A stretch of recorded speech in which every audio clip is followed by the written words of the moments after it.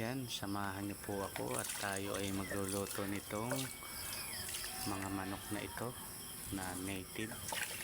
Siyempre ito'y paalaga ni Kadigo ng Gumaka Quezon. Ayan, binawasan ko na, hindi na nakapagpadala dyan. Ito at nasa kawali na naklo. Yan ay sasangkot siya natin sa luya. Yan, may luya na yan. At paiigahin natin. Yan, kaganyan, igang-iga na. Dahil napakalakas ng apoy, kaya tinimplahan ko na. Nilagyan ko na ng betchin. Tapos nilagyan ko din ng magic sarap para lalong sumarap. Asin, kaunting asin. Tapos suka, dahil malambot na yan, kanina pa sunog na nga. Tapos ito, wala tayong pamintang durog. Ito, pamintang sariwa, fresh na fresh, galing pa sa puno.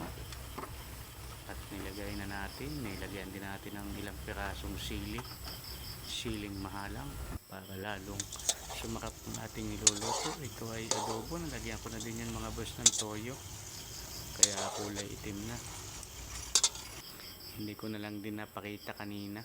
Tapos ito, nilagay ko na yung gata.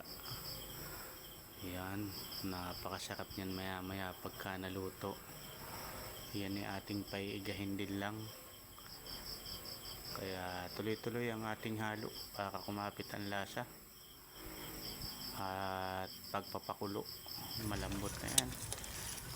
Kaya naman ito, at parang malapit ng maluto, hahaluin lang natin ng mga ilang ulit pa. At napakasarap nito mamaya sa kanin. Ito, sinampulan ko na nga ng kaunti kung malambot na. O, tingnan mo, okay na daw. Tikman na natin itong ating niluluto. Ito, kita.